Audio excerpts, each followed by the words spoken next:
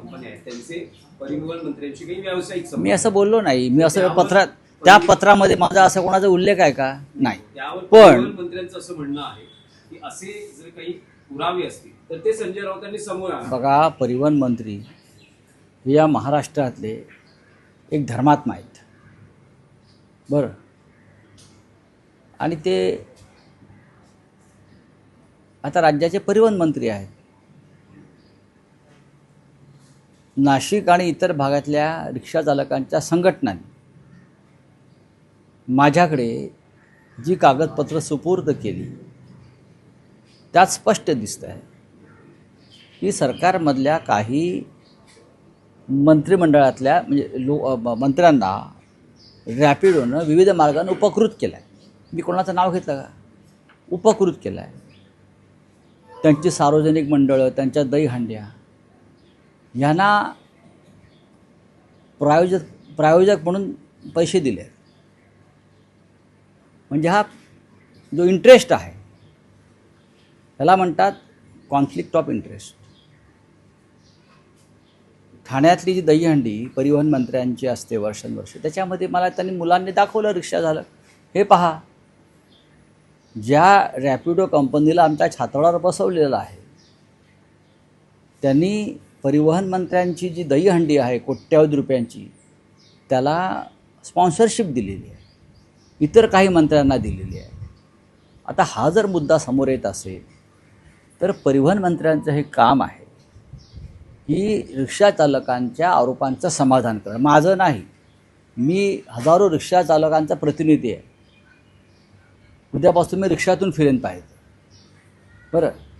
हे तुमचं काम आहे. तुम्ही आव्हानं कोणाला देत आहे?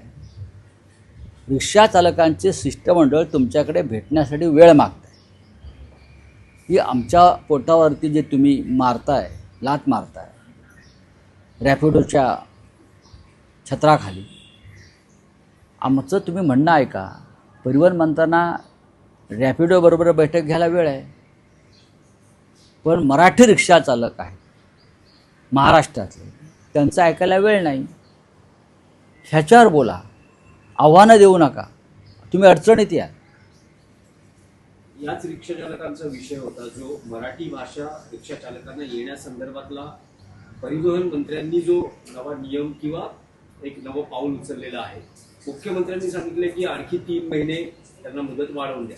आणि हे मुख्यमंत्र्यांनी दिलेली नसून उत्तर प्रदेशच्या ज्या निवडणुका आहेत त्यासाठी त्यांचे जे पक्षप्रमुख आहेत, त्यांचे पार्टी चीफ अमित शहा वगैरे, त्यांच्या सूचनेनुसार आता मुदत वाढवली जाते. पण ठीक आहे, त्याच्यामध्ये आम्हाला पडायचं नाही. योगी आदित्यनाथ किंवा अमित शहा, नरेंद्र मोदी यांच्या आदेशानं ते काम करत आहेत. मी ज्या रिक्षा चालकांचा प्रश्न मांडतो ते मराठीच आहेत ना. मराठी येण्याचा आणि मराठी रिक्षा चालकांची रोजीरोटी हिरावून घेण्याचा, हे 2 वेगळे प्रश्न आहेत. मी मराठी रिक्षा चालकांची रोजीरोटी मिस्टर परिवहन मंत्री हिरावून घेत आहेत रॅपिडोच्या माध्यमातून, तो प्रश्न मांडतो आहे. दुसरा कोणताही प्रश्न मी मांडायला तयार नाही. आणि ह्या रिक्षा चालकांच्या शिष्टमंडळाला परिवहन मंत्री अद्याप का भेटत नाहीत? मी स्वतः वेळ मागितला आहे लोकप्रतिनिधी म्हणून. तुमचं आमचं काय भांडण असेल ते असेल राजकीय, पण मी लोकप्रतिनिधी म्हणून, खासदार म्हणून आपल्याकडे रिक्षा चालकांच्या वतीनं त्यांचे प्रश्न मांडण्यासाठी वेळ मागतो आहे. आणि आपण अमित शहांना विचारल्याशिवाय मला वेळ देणार नाहीत. पक्षप्रमुख तुमचे दिल्लीत आहेत, तुम्ही अमित शहांना विचारणार की संजय राऊतांनी माझ्याकडे वेळ मागितलेला आहे, मी काय करू? तिथं म्हणतील त्यांना वेळ देऊ नका, पण मी त्यांच्याकडे वेळ मागत राहील. अमित शहा मंत्रिमंडळातून जातील तेव्हा बहुतेक ते मला वेळ देतील.